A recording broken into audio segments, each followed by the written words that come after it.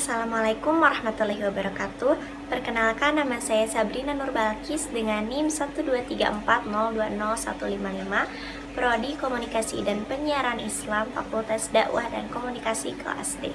Dalam video ini saya akan mempresentasikan hasil penelitian saya mengenai sejarah peradaban Islam di Andalusia.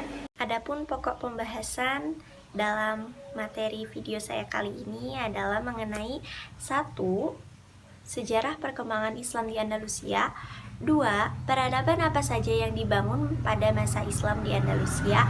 3. Faktor kemunduran Islam di Andalusia.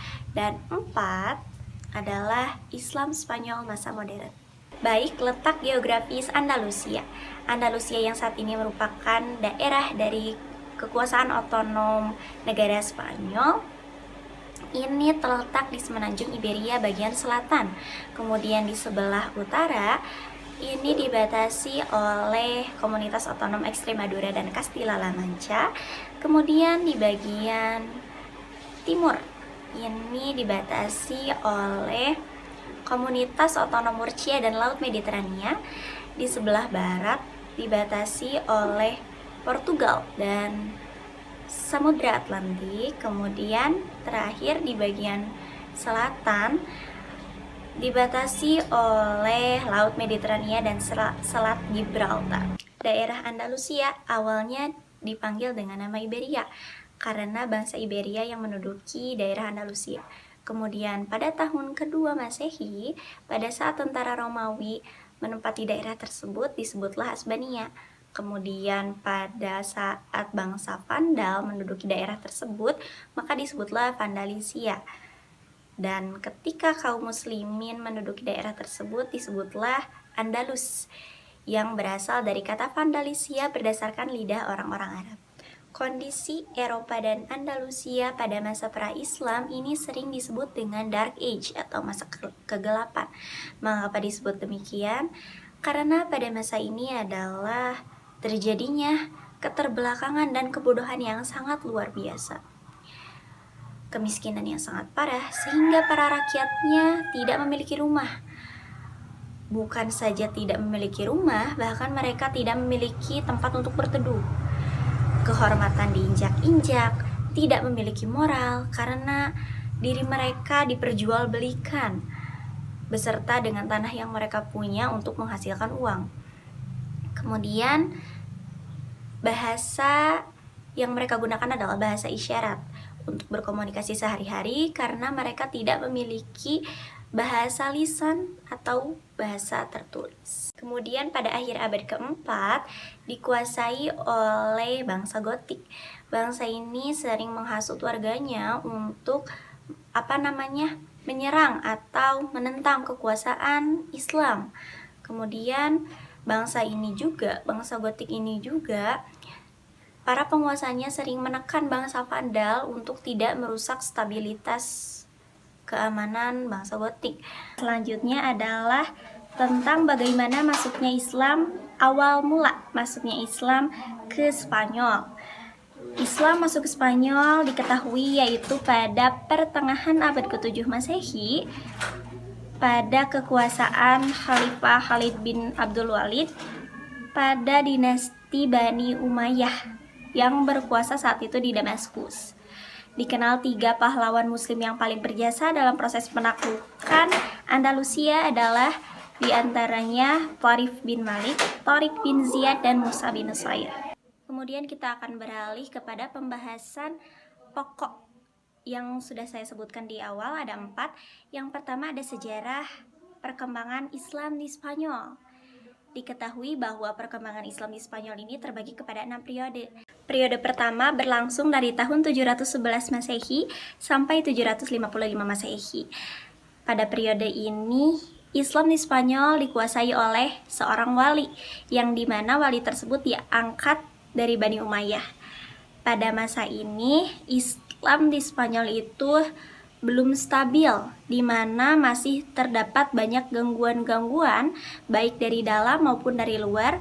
Kalau dari dalam itu gangguannya adalah karena perseteruan elit-elit penguasa, sedangkan faktor faktor eksternalnya atau dari luarnya itu berasal dari gangguan-gangguan musuh Islam, sisa-sisa musuh Islam yang masih ada di Spanyol, di mana mereka itu bersembunyi di bukit-bukit dan selalu memberontak atau mengganggu ketertiban kaum muslimin di Andalusia. Selanjutnya, periode kedua yang berlangsung pada tahun 755 Masehi sampai 912 Masehi ini berada di bawah pemerintahan Bani Abbasiyah yang berpusat di Baghdad.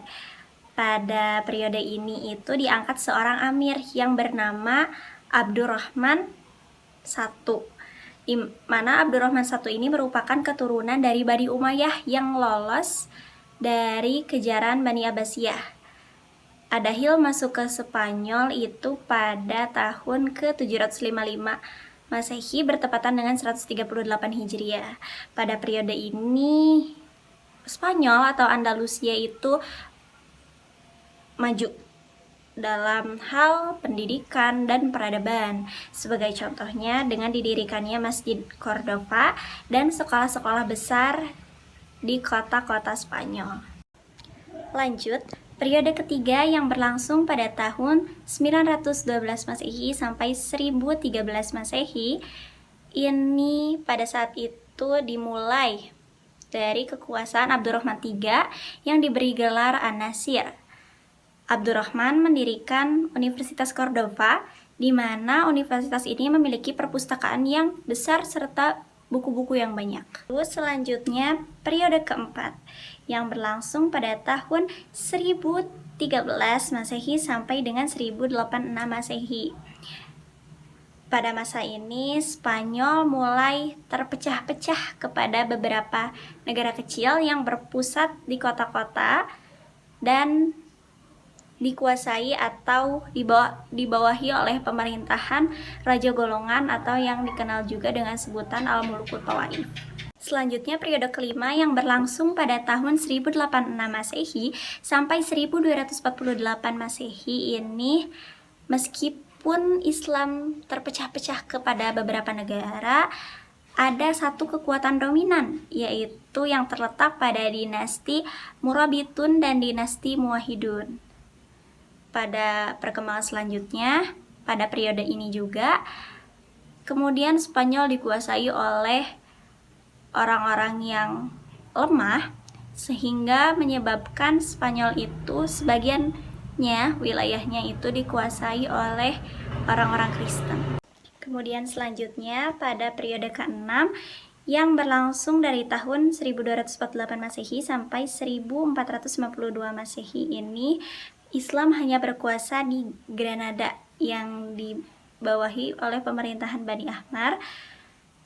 Meskipun begitu, Bani Ahmar ini Spanyol mengalami kemajuan seperti pada zaman Abdurrahman An-Nasir, meskipun masih berada di wilayah yang kecil, yaitu hanya kota Granada. Peradaban apa saja yang dibangun semasa Islam di Andalusia? Yang pertama ada perkembangan ekonomi, di mana pertumbuhan di bidang pertanian itu sangat pesat sehingga itu memengaruhi perekonomian. Kemudian yang kedua ada kemajuan di bidang intelektual dan ilmu agama dari beberapa bidang-bidang pengetahuan seperti filsafat, sejarah, sains, fikih, serta bahasa, sastra, dan musik. Dengan karya-karya yang dihasilkan oleh para pemikir serta ulama yang sangat berpengaruh di bidangnya masing-masing, serta fasilitas-fasilitas seperti sekolah yang didirikan untuk menunjang kemajuan ilmu pengetahuan tersebut. Yang ketiga, ada kemajuan di bidang arsitektur, yaitu dengan dibangunnya Masjid Cordova, Kota Az-Zahra, Istana Ja'fariyah, Tembok Toledo, Istana Al-Ma'mun, Masjid Seville, dan Istana Al-Harra. Selanjutnya, pokok pembahasan yang ketiga yaitu tentang faktor penyebab kemunduran Islam di Spanyol atau Andalusia. Terbagi kepada dua faktor, yaitu faktor internal dan faktor eksternal. Masing-masing faktor itu memiliki beberapa bagian lagi. Setelah jatuhnya kekuasaan Muslim di Spanyol, orang-orang Muslim masih menetap di sana karena menganggap bahwa daerah Spanyol itu masih aman.